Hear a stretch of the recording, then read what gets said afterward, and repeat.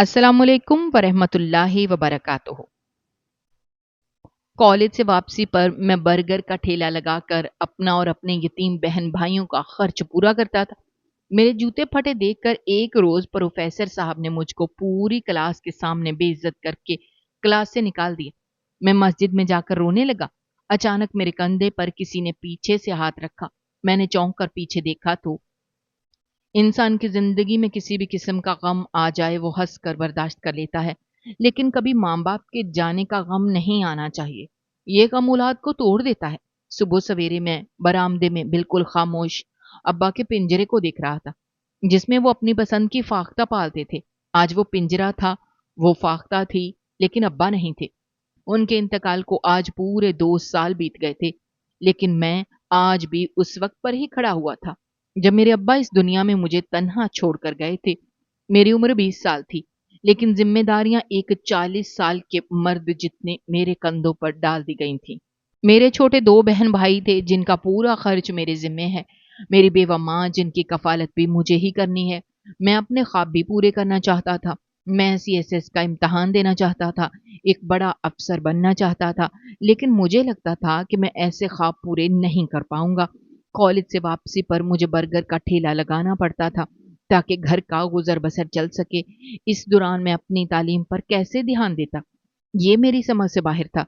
काफी देर तक मैं बरामदे में तन्हा बैठा फाख्ता को देखता रहा था और फिर कॉलेज जाने के ख्याल से अपनी जगह से उठ गया। मैं सख्त मेहनत करना चाहता था, मगर अपनी पढ़ाई किसी कीमत पर छोड़ना नहीं चाहता था। मेरे बाबा भी मुझे आला तालीम दिलाना चाहते थे। उनका भी यही ख्वाब था, उनकी तीनों औलाद में से कोई एक औलाद लाजमी बड़ा अफसर बने। और मैंने दिल में इरादा बांध लिया था कि अपने मरहूम बाप का ख्वाब मैं पूरा करके रहूंगा। काफी देर तक मैं अब्बा के बारे में ही सोचता रहा, फिर अपना बैग लिए कॉलेज की जानिब रवाना हो गया था। मेरे पास इतने फालतू पैसे नहीं थे कि मैं कॉलेज किसी ट्रांसपोर्ट पर जाता। मैं पैदल ही तमाम रास्ता अबूर करता था। तकरीबन मुझे घर से कॉलेज जाने में 1 घंटा लग जाता था। मगर मैं बेबस था। अपने घर की कफालत करने के लिए मुझे ये तकलीफ झेलनी ही थी। अभी मैं अपनी ही धुन में चल रहा था जब अचानक मुझे यकदम ठोकर लगी थी। बर वक्त मैंने खुद को संभाल लिया था, वरना मैं मुंह के बल जमीन बोस हो जाता। लेकिन इस दौरान मेरा जूता फट गया। मैं वहीं जमीन पर बैठ चुका था। जूता फटने के बायस मेरे अंगूठे पर बहुत शदीद चोट आई थी। मैं वहीं फुटपाथ पर बैठकर चंद लम्हे सुन रहा था और फिर कुछ देर बाद अपना सर झटक कर खड़ा हो गया था। दर्द बर्दाश्त करने का भी मेरे पास वक्त नहीं था। अगर मैं यहीं बैठा रहता तो क्लास मिस हो जाती और मैं अपनी किसी भी क्लास को मिस नहीं कर सकता था। मैं कोचिंग सेंटर नहीं जाता था, इसलिए मुझे अपनी सारी तालीम कॉलेज से ही कवर करनी होती थी। एक लंबी मसाफत तय करके मैं कॉलेज पहुंच गया था, मेरे सोचने के बिल्कुल ठीक मुताबिक। मेरा दोस्त दरवाजे पे खड़ा मेरा ही इंतजार कर रहा था। मैंने फीकी मुस्कुराहट से उसे गले लगाया और हम दोनों क्लास की तरफ बढ़ गए थे। काशिफ मेरी तरफ देखते हुए बेसाख्ता बोला, तुम कुछ पैसे बचाकर अपने लिए नए जूते ले लो, ये काफी पुराने हो गए हैं और अब तो देखो ये फट भी गया है। वो मेरे जूते पर चोट करते हुए बोला। कहने को मेरे पास बहुत से जवाबात थे, लेकिन मैं किसी को कोई जवाब नहीं देता था। बस सर झुकाकर हाँ में सर हिला दिया था। हम क्लास में दाखिल हुए तो तमाम तालबा अपनी जगहों पर बैठ चुके थे। सिर्फ उस्ताद के आने का इंतजार किया जा रहा था। मैं और काशिफ भी पिछले हिस्से की तरफ जाकर बैठ गए थे। जूता फटा हुआ था, यूनिफॉर्म भी खास नहीं था, इसलिए मैं पिछली नशिस्त ही अपने लिए मुंतखब करता था। चंद लम्हे गुजरे थे और टीचर क्लास में आ गए थे। तमाम तलबा के साथ मैं भी उनके इस्तकबाल में खड़ा हुआ था, उनको सलाम किया था, जबकि वो सबको बैठने का इशारा करके किताब निकालने का हुक्म दे रहे थे। मैं पूरी तरह बोर्ड की तरफ मुतवज्जो था जब अचानक उन्होंने मुझे खड़े होने का इशारा किया। मैंने हैरान होकर उनकी तरफ देखा कि अचानक से उन्हें क्या हो गया, हालांकि मैं पीछे बैठा हुआ था। वो मुझे देखते हुए सख्त लहजे में बोले, बाहर आओ। उनका ये अंदाज मेरी समझ से बाहर था।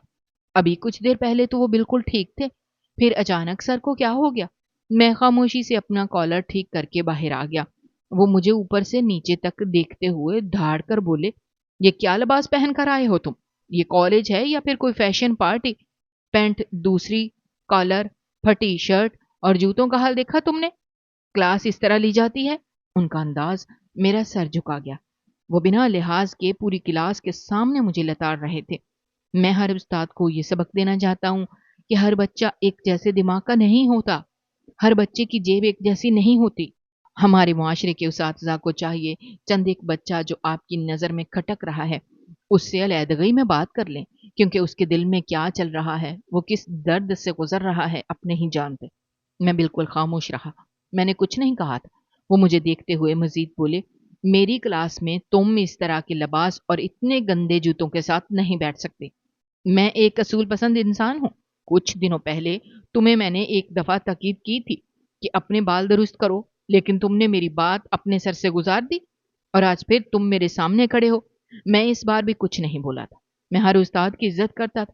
میرے بابا اکثر کہا کرتے تھے، استاد روحانی باپ ہوتا ہے، ان کو ایک باپ کی طرح عزت دینی چاہیے۔ وہ مزید بولے، آپ کلاس سے باہر جائیں۔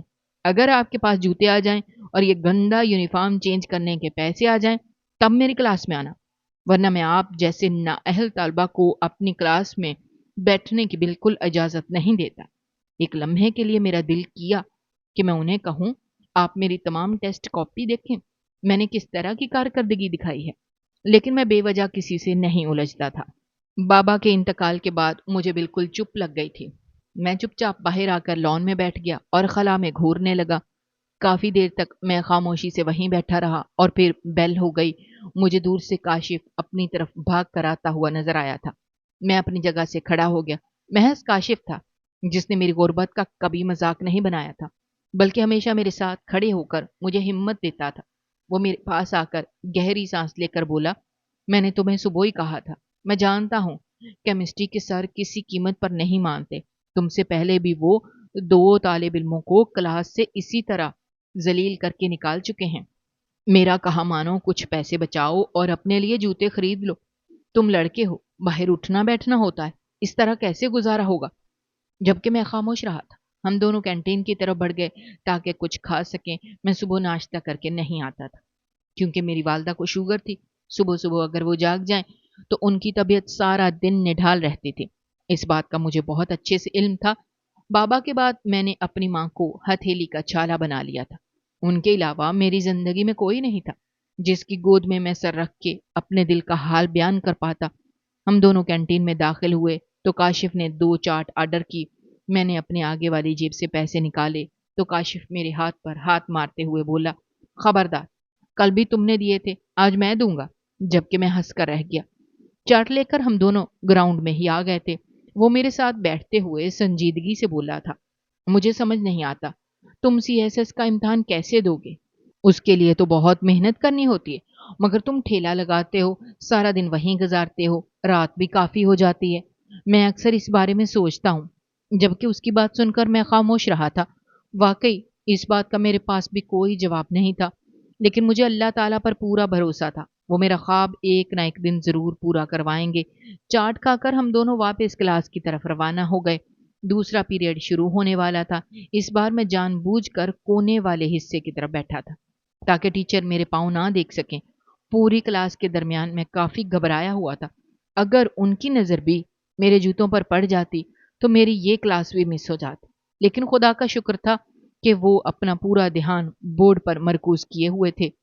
وقت دھیرے دھیرے گزرتا جا رہا تھا۔ تمام کلاس میں نے کچھ اسی طرح سے لی تھی، اور پھر چھٹی کے وقت ہم دونوں گھر کی طرف روانہ ہو گئے تھے۔ کاشف کے پاس بائک تھی، اکثر وہ مجھے گھر ڈراپ کر دیا کرتا تھا، لیکن آج میں نے اس سے منع کر دیا تھا۔ میرا ارادہ مسجد جانے کا تھا۔ میں کچھ دیر اللہ تعالیٰ کی بارگاہ میں حاضر ہونا چاہتا تھا۔ صبح ہوئی بے عزتی کے بعد میرا دل بہت بھاری ہو رہا تھا۔ ایسا لگتا تھا کہ میں کسی بھی وقت رو پڑوں گا، اس لیے میں مسجد کی جانب روانہ ہو گیا تھا۔ ہاں، مجھے امی کی فکر تھی کہ وہ میرا انتظار کر رہی ہوں گی، لیکن فی الحال میں نے دربار الہی میں حاضری دینا ضروری سمجھا۔ مسجد میں داخل ہو کر میں نے ایک طرف اپنا بستہ رکھا تھا۔ جوتے اتار کر میں غسل خانے کی جانب روانہ ہو گیا۔ وضو بنا کر میں سیدھا پہلی صف میں کھڑا ہو گیا تھا۔ دھیرے دھیرے مسجد بھرنے لگی۔ اذان ظہر ہو گئی تھی۔ امام صاحب نے جیسے ہی اللہ اکبر کہا، تمام نمازی اللہ تعالیٰ کی بارگاہ میں سجدہ ریز ہو گئے تھے۔ ظہر کی نماز ادا کر کے میں نے اپنے ہاتھ بلند کیے۔ آنکھوں میں آنسو ہی آنسو تھے، دل پریشان تھا۔ ایسا لگتا تھا جیسے ابھی اچھل کر باہر آ جائے گا۔ میں رب الہی کو مخاطب کرتے ہوئے بولا، اے اللہ، اے میرے پاک پروردگار، اے میرے مولا کریم، اے سات سمندر کے مالک، میرے گناہوں کو معاف کر دے۔ تو جانتا ہے میں کتنی مشکلات بھری زندگی گزار رہا ہوں۔ مجھے ہمت اور حوصلہ دے، میں بہت پریشان ہوں، دل تڑپ رہا ہے، ایسا لگتا ہے جیسے سب کچھ مٹی ہو گیا ہے۔ میرے اللہ، تو ہی واحد ذریعہ ہے جو مجھے واپس عروج دے سکتا ہے۔ میں سی ایس ایس کا امتحان پاس کرنا چاہتا ہوں، مگر میرے پاس اتنے مال و دولت نہیں ہے، لیکن تجھ پر یقین ہے، تو سب کروا دے گا۔ میرے رزق میں برکت دے۔ میں زارو قطار روتے ہوئے اللہ تعالیٰ سے اپنی کیفیت بیان کر رہا تھا۔ دل چاہتا تھا کہ چیخ چیخ کر رو پڑوں، لیکن میں نے اپنے آپ کو سنبھال رکھا تھا۔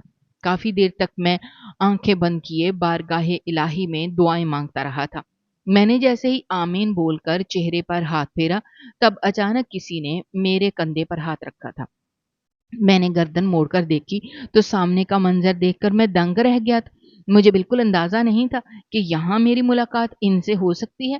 وہ میری کلائی تھام کر مسجد کے کونے میں لے گئے، جبکہ میں دھڑکتے دل کے ساتھ ان کے برابر میں بیٹھ گیا۔ وہ مجھے دیکھتے ہوئے بولے، کافی دیر سے دیکھ رہا ہوں، رو کیوں رہے ہو؟ میرا سر جھکا ہوا تھا، میرے اندر اتنی ہمت نہیں ہو رہی تھی کہ میں سر اٹھا کر انہیں کچھ بتا پاتا۔ کیا اللہ تعالیٰ نے میری مدد کرنے کے لیے انہیں بھیجا تھا، یا پھر یہ بھی میرا مذاق بنانے آئے تھے؟ میں کچھ سمجھ نہیں پایا تھا۔ میں کچھ کہتا اس سے پہلے انہوں نے میرے کندھے پر ہاتھ رکھا اور مجھے دیکھتے ہوئے بولے، چاچو ہوں تمہارا، کیا اتنا حق بھی نہیں رکھتا کہ میں تمہارے حالات جان سکوں؟ جانتا ہوں بھائی صاحب کے جانے کے بعد تم ٹوٹ گئے ہو، گھر کی پوری ذمہ داری تمہارے کندھوں پر ہے، لیکن تم نے کبھی میرے در پر آ کر مجھے یہ نہیں بتایا کہ چاچو یہ پریشانی ہے۔ کیا تم مجھے اپنا نہیں سمجھتے؟ میرے پاس کہنے کے لیے بہت باتیں تھیں۔ اگر آپ کو اتنا ہی درد ہو رہا تھا تو آپ ان 2 سال کے درمیان خود آ جاتے، لیکن میں نے نہ پہلے کبھی شکوہ کیا تھا اور نہ آج شکوہ کرنا چاہتا تھا۔ میں بابا کی طرح ان کی بھی بہت عزت کرتا تھا۔ وہ مزید بولے، بتاؤ کیوں رو رہے تھے؟ کس قسم کی پریشانی ہے تمہیں؟ تمہارے چاچو ابھی حیات ہیں، جو بھی پریشانی ہے مجھے بولو۔ ان کا بار بار کہنا مجھے کچھ دیر کے لیے سوچنے پر مجبور کر گیا، اور پھر میں نے سر جھکا کر انہیں اپنی تعلیم کے اخراجات کی پریشانی بتانے لگا کہ میں سی ایس ایس کا امتحان دینا چاہتا ہوں، لیکن میرے پاس رقم نہیں ہے۔ تعلیم حاصل کرنے کے لیے مجھے رقم چاہیے۔ گھر کا گزارا ٹھیلے کے ذریعے ہو رہا ہے، لیکن تعلیم کا خرچہ اٹھانا میرے بس کی بات نہیں ہے۔ بس یہی وجہ مجھے پریشان کر رہی ہے۔ بابا مجھے افسر بنانا چاہتے تھے اور یہی خواب لے کر وہ اس دنیا سے چلے گئے۔ بس میری دلی خواہش ہے کہ میں اپنے باپ کا یہ ارمان پورا کروں۔ میری بات سن کر کافی دیر تک وہ خاموش رہے تھے، اور پھر میرے کندھے پر ہاتھ رکھ کر بولے، اللہ تمہارا حامی و ناصر ہو۔ میں دعا کروں گا کہ تمہاری مشکلات حل ہو جائیں۔ اب مجھے اجازت دو، دیر ہو رہی ہے۔ ان کا اچانک سے بدلتا ہوا رویہ میری سمجھ سے باہر تھا۔ مجھے لگا تھا کہ ہو سکتا ہے وہ میری مدد کر دیں، لیکن آج کے زمانے میں اتنے بڑے دل کے لوگ کوئی نہیں ہے۔ اپنا سگا خون بھی ایسے وقت میں سفید پڑ جاتا ہے، بھلا میں ان سے کیا ہی امید لگاتا۔ میں بھی اپنا سر جھٹک کر گھر کی طرف روانہ ہو گیا تھا۔ میرے سوچنے کے بالکل ٹھیک مطابق میری اماں دروازے کے پاس کھڑی کافی ہلکان ہو رہی تھی۔ بابا کے انتقال کے بعد وہ میری ہر خبر رکھتی تھی۔ میں کہاں جا رہا ہوں، کہاں سے آ رہا ہوں، کتنے بجے گھر لوٹتا ہوں، میں نے کھانا کھایا یا نہیں، سب کچھ۔ ایسا لگتا تھا جیسے وہ مجھے ایک چھوٹا بچہ سمجھ کر پال رہی ہوں۔ میں ان کی اس مصروفیت کو بہت اچھے سے سمجھتا تھا۔ میں اندر داخل ہوا تو وہ میرے کندھے پر ہاتھ رکھتے ہوئے بولی تھی، سمیر، حد کرتے ہو، تم نے گھڑی دیکھی ہے؟ 1:30 بجے تم گھر لوٹ آتے ہو، آج 2:30 بج گئے ہیں۔ تمہیں اپنی ماں کا بالکل خیال نہیں ہے، کہاں تھے تم؟ وہ پانی کا گلاس میری طرف بڑھاتے ہوئے بولی تھی، جبکہ میں ایک ہی جھٹکے میں پورا گلاس حلق میں انڈیل گیا تھا، اور ان کو دیکھتے ہوئے پرسکون لہجے میں بولا تھا، نماز پڑھنے گیا تھا، وہاں دیر ہو گئی۔ خیر آپ بتائیں، دوائی لیا آپ نے؟ جبکہ وہ سر جھکا کر میرے برابر میں بیٹھ گئیں اور دھیمی آواز میں بولی، کل رات کو میں نے تمہیں بتایا تھا کہ دوا ختم ہو گئی ہے، اب تم لا کر دو گے تو کھاؤں گی۔ جبکہ میں فوراً اپنی جگہ سے کھڑا ہو گیا تھا۔ میرے ذہن سے بالکل ہی یہ بات نکل گئی تھی کہ اماں کی دوائی کے پیسے میں مہینے کے شروع میں ہی نکال لیا کرتا تھا۔ میں ان کو دیکھتے ہوئے بولا، میں بس 10 منٹ میں لے کر آیا، آپ میرے لیے کھانا گرم کریں۔ جب وہ فوراً بولی تھی، نہیں، پہلے تم کھانا کھاؤ، اس کے بعد جانا، دوائی آتی رہے گی۔ مگر میں بے چین ہو گیا تھا۔ میرے پاس اب ماں کے سوا کوئی رشتہ نہیں تھا۔ میں ان کے معاملے میں بالکل سمجھوتا نہیں کر سکتا تھا۔ ان کی بات کو نظر انداز کیے میں فوراً باہر کی طرف بڑھا اور ٹھیک آدھے گھنٹے بعد ان کی دوائی لے کر حاضر ہو گیا تھا۔ وہ اب بھی ہلکانی ہو رہی تھی۔ بہرحال میں نے اپنی آنکھوں کے سامنے انہیں دوائی کھلائی تھی اور پھر حلق میں نوالا ڈیلا تھا۔ ہر نوالے پر میں اللہ کا شکر ادا کر رہا تھا کہ اللہ پاک کی ذات نے باپ کے مرنے کے بعد کسی کے آگے ہاتھ پھیلانے کی نوبت نہیں دی تھی۔ اللہ تعالیٰ نے ہمارا دسترخوان بھرا ہی رکھا تھا۔ پورا دن معمول کے مطابق گزرا تھا۔ کھانا تناول کرنے کے بعد میں ٹھیلے کی طرف روانہ ہو گیا تھا۔ کافی دیر تک میں آج ہوئی چاچو سے ملاقات کے بارے میں سوچتا رہا۔ گھر پر بھی ایک دو بار میرے دل میں خیال آیا کہ امی کو آج کی ملاقات کے بارے میں بتاتا ہوں، لیکن پھر میں کچھ سوچ کر خاموش ہو گیا تھا۔ بے وجہ ان کا دل دکھے گا، اکثر وہ یہی خیال ظاہر کرتی تھی کہ تمہارے چاچو نے پلٹ کر پوچھا تک نہیں، کہاں ہو، کس حال میں ہو، کیسی زندگی گزر رہی ہے، انہیں پرواہ ہی نہیں ہے۔ یہی وجہ تھی کہ میں آج کی بات بھی گول کر گیا تھا۔ وقت دھیرے دھیرے گزرتا جا رہا تھا۔ میں نے اپنا ٹھیلا تقریباً رات کے 12 بجے بند کیا اور گھر کی طرف روانہ ہو گیا تھا۔ تھکن سے میری کمر ٹوٹنے کے قریب آ گئی تھی۔ مسلسل کھڑے رہنے کے باعث مجھے اپنا وجود چور چور ہوتا ہوا محسوس ہو رہا تھا۔ میں سیدھا اپنے کمرے میں گیا اور لیٹتے ہی گہری نیند سو گیا تھا۔ اگلی صبح کا سورج پوری آب و تاب سے روشن ہوا تھا۔ فجر کی نماز ادا کر کے میں نے فاختہ کو دانا ڈالا اور پھر کالج جانے کی تیاری کرنے لگا۔ کچھ دیر بعد ہی میں اپنا بستہ لیے کالج کی طرف روانہ ہو گیا، لیکن آج میں جانتا ہی نہیں تھا کہ میرے ساتھ کیسا واقعہ ہونے والا ہے، میری زندگی کس طرح تبدیل ہونے والی ہے۔ ایک لمبی مسافت کر کے میں کالج پہنچا تو کاشف میرے انتظار میں کھڑا تھا۔ ہم دونوں بغل گیر ہوئے اور فوراً کلاس کی طرف روانہ ہو گئے تھے۔ ابھی مجھے بیٹھے کچھ ہی دیر گزری تھی جب کلاس کا سی آر میرے پاس آیا تھا۔ وہ مجھے دیکھتے ہوئے بولا، پرنسپل آفس میں تمہیں یاد کیا گیا ہے۔ میں پریشان ہو کر اپنی جگہ سے کھڑا ہو گیا۔ ایسا لگتا تھا جیسے میری سانس تھم چکی ہو۔ پرنسپل آفس میں بلاوے کا مطلب ہر طالب علم جانتا ہے۔ میں سی آر کو دیکھتے ہوئے بولا، کوئی بات ہو گئی ہے؟ سب ٹھیک ہے نا؟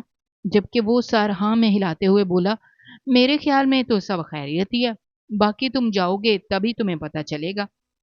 پرنسپل آفس سے کافی دیر پہلے تمہارے لیے بلاوا آیا تھا، میں تمہارے آنے کا انتظار کر رہا تھا۔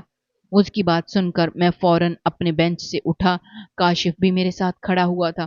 جب سی آر کاشف کو دیکھتے ہوئے بولا، صرف اس کو بلایا گیا ہے، تم بیٹھ جاؤ۔ میں نے کاشف کو بیٹھنے کا اشارہ کیا تھا اور خود پرنسپل آفس کی طرف روانہ ہو گیا تھا۔ میرا دل بہت گھبرا رہا تھا۔ میں مسلسل ایک ہی دعا کر رہا تھا کہ کل جس طرح سر نے مجھے ڈانٹا، کہیں اس حوالے سے نہ بلایا گیا ہو، کیونکہ میرے پاس ابھی اتنے پیسے ہی نہیں تھے کہ میں نئے جوتے اور نیا یونیفارم خرید پاتا۔ میں اندر داخل ہوا تو وہاں پرنسپل صاحب کے ساتھ ایک آدمی بھی بیٹھا ہوا تھا۔ میں نے ان سے اجازت طلب کی، انہوں نے اشارے سے مجھے اندر بلایا۔ میرے اندر داخل ہوتے ہی پرنسپل سر مجھے دیکھتے ہوئے بولے، آپ کو کب سے بلایا ہوا ہے، لیکن آپ کو بالکل ہوش نہیں ہے؟ میں سر جھکا کر معذرت خواہ لہجے میں بولا تھا، سر آنے میں تھوڑی دیر ہو گئی، ابھی ابھی سی آر نے مجھے اطلاع دی ہے اور میں فوراً حاضر ہو گیا، سب خیریت ہے؟ میرا لہجہ لڑکھڑاہٹ کا شکار تھا۔ میں واقعی ڈر گیا تھا۔ ایک غریب انسان ایسے وقت سے گھبراتا ہی ہے۔ جب پرنسپل سر مسکراتے ہوئے بولے تھے، دراصل تم سے ملاقات مجھے نہیں انہیں کرنی تھی، یہ تمہیں اسکالرشپ دینا چاہتے ہیں۔ میں جو سر جھکائے کھڑا تھا حیران ہو کر ان کی طرف دیکھا۔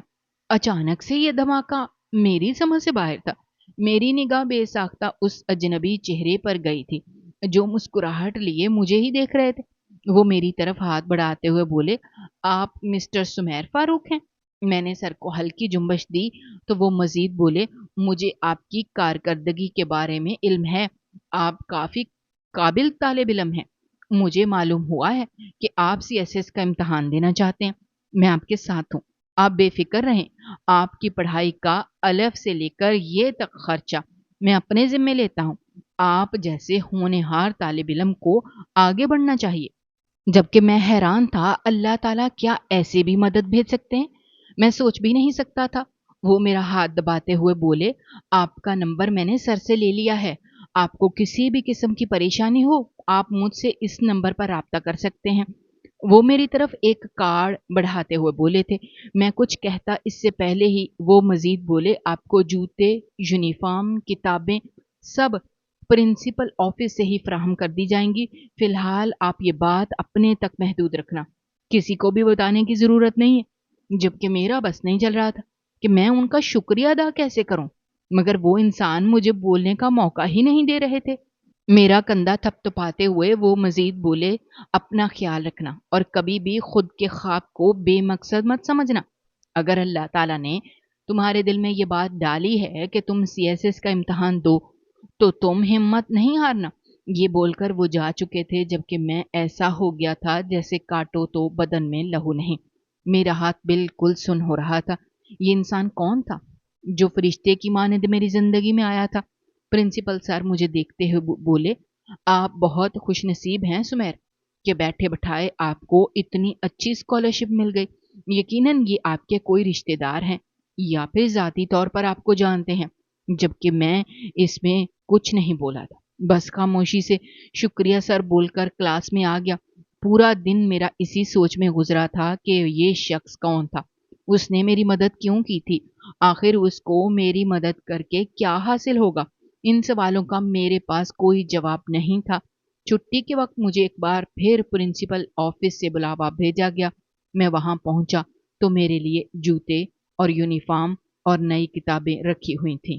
سر میری طرف دیکھتے ہوئے بولے تھے، یہ ان کی طرف سے ہی تمہارے لیے بھیجا گیا ہے، تم اسے لے جاؤ۔ جبکہ میں چپ چاپ سارا سامان اٹھا کر باہر کی طرف بڑھ گیا تھا۔ کاشف اپنے گھر جا چکا تھا جبکہ میں پیدل ہی اپنے گھر کی طرف روانہ تھا۔ میری آنکھیں بار بار نم ہو رہی تھی۔ مجھے یقین ہی نہیں آ رہا تھا کہ میرا کل مسجد میں اس طرح رونا کیا میرے اللہ کو پسند آ گیا تھا۔ میں یہ سوچ کر ایک بار پھر مسجد کی طرف روانہ ہوا تاکہ اللہ کا شکریہ ادا کر کے میں خوب رویا تھا، اتنا کہ میرا وجود ہچکولے کھانے لگا۔ تقریباً میں مسجد میں آدھا گھنٹہ دعا ہی مانگتا رہا، پھر گھر کی طرف روانہ ہوا تھا۔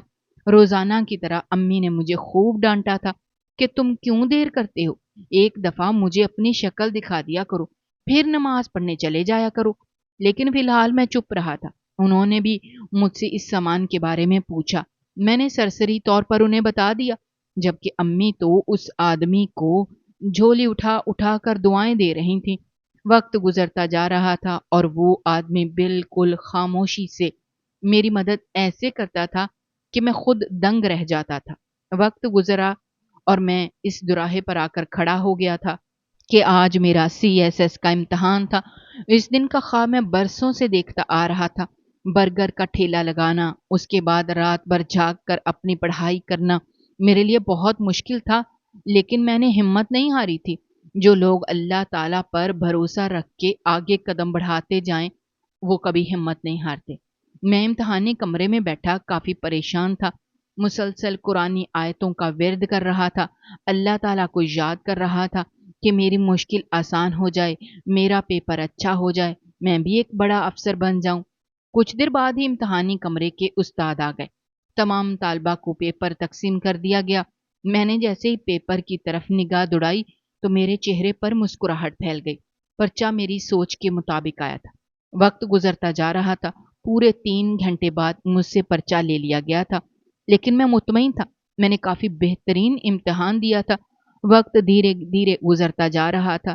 دل ایسا پریشان تھا کہ میں لفظوں میں بیان نہیں کر سکتا تھا۔ اپنے یتیم بہن بھائیوں کی ذمہ داری میرے سر پر تھی، بیوہ ماں کی ذمہ داری میرے سر پر تھی، اور اب میرا یہ خواب مجھے دن رات کام کرنے پر مجبور کر گیا تھا۔ میں رات بھر پیکنگ کا کام کرتا تھا تاکہ گھر کے مسائل حل ہو سکیں، اور پھر اللہ تعالیٰ نے میری محنت، میری لگن کا صلہ مجھے دے دیا۔ میرا CSS کا امتحان پاس ہو گیا تھا۔ اس دن میں سجدے میں گر کر خوب رویا تھا۔ ایسا لگتا تھا جیسے اللہ نے مجھے ایک ایسا مقام دے دیا ہے جس کا میں اہل نہیں تھا۔ لیکن آج میں اس آدمی سے ملاقات کرنا چاہتا تھا جس نے میری مدد کی تھی، اس ڈونر سے ملنا چاہتا تھا جس نے مجھے اسکالرشپ فراہم کی تھی۔ آج تک میں نے اس نمبر پر کال نہیں کی تھی۔ ہمیشہ میری پریشانی سے پہلے ہی مجھ تک رقم پہنچا دی جاتی تھی۔ آج پہلی بار میں نے اس نمبر پر کال کی تھی۔ پہلی دفعہ پر ہی کال ریسیو کر لی گئی تھی اور آگے سے جو آواز مجھے سننے کو ملی تھی وہ میرا وجود پتھر کا کر گئی تھی۔ وہ آواز کسی اور کی نہیں بلکہ میرے چاچو کی تھی۔ ہیلو، کون بات کر رہا ہے؟ یہ الفاظ نہیں تھے بلکہ پگھلا ہوا سیسا تھے جو میرے کان میں انڈیلا گیا تھا۔ اس تعلیم کے دوران جتنی نفرت میں نے اپنے چاچو سے کی تھی اس کا کوئی مقابلہ ہی نہیں تھا۔ ہاں، میں کہتا نہیں تھا لیکن مجھے بہت افسوس ہوتا تھا۔ وہ یکدم بولے تھے، سمیر بات کر رہے ہو؟ اور یہاں آ کر میری بس ہو گئی تھی۔ میں ہچکیوں سے رونے لگا۔ میرا بس نہیں چل رہا تھا کہ میں ان کا گریبان پکڑ کر جھنجھوڑ دوں کہ آپ اتنے سال تک میری چھپ کر مدد کرتے رہے لیکن آپ نے بتایا کیوں نہیں؟ میں کچھ کہتا اس سے پہلے ہی وہ بولے تھے، میں جانتا ہوں تم رو رہے ہو، میں یہ بھی جانتا ہوں کہ تم حیران ہو، بس اتنا سمجھ لو کہ کچھ کام چھپ کر کیے جاتے ہیں تاکہ دنیا حسد نہ کر سکے اور لوگ باتیں نہ بنا سکے۔ میری دعا ہے تم بہت کامیاب رہو۔ میرے بھائی کا تم نے یہ خواب پورا کر کے میرا سینہ فخر سے چوڑا کر دیا ہے۔ میں مانتا ہوں سمیر، میں تم لوگوں کی دہلیز پر نہیں آتا لیکن وجہ بھی بہت اہم ہے۔ میں اس دہلیز کا اب سامنا ہی نہیں کر پاتا جہاں میرا بھائی رہتا تھا۔ مجھے دیکھا ہی نہیں جاتا وہ خالی گھر۔ لیکن اب مجھے فخر ہے کہ تم افسر بننے والے ہو۔ اب پورے گاجے باجے کے ساتھ میں تمہارے پاس آؤں گا۔ ان کی بات سن کر میں روتے روتے ہنس دیا تھا۔ میں آپ سب کو ایک سبق دینا چاہتا ہوں۔ زندگی میں بہت سے ایسے لوگ آپ کے ارد گرد موجود ہیں جو آپ سے دور ہیں لیکن وہی آپ کے دل کے بہت قریب ہوتے ہیں۔ بس آنکھیں کھول کر انہیں دیکھیں اور انہیں پہچانیں۔ نفرت کرنا مسئلے کا حل نہیں ہوتا، محبت کرنا زندگی کا خوبصورت پہلو ہوتا ہے۔ نیکی کریں اور دریا میں ڈالیں اور اجر کی امید صرف اللہ سے کریں۔ بے شک میرا رب بہترین عطا کرنے والا ہے۔ ناظرین، ہماری آج کی یہ کہانی آپ کو کیسی لگی؟ کمنٹ باکس میں اپنی رائے کا اظہار کرنا مت بھولیے گا۔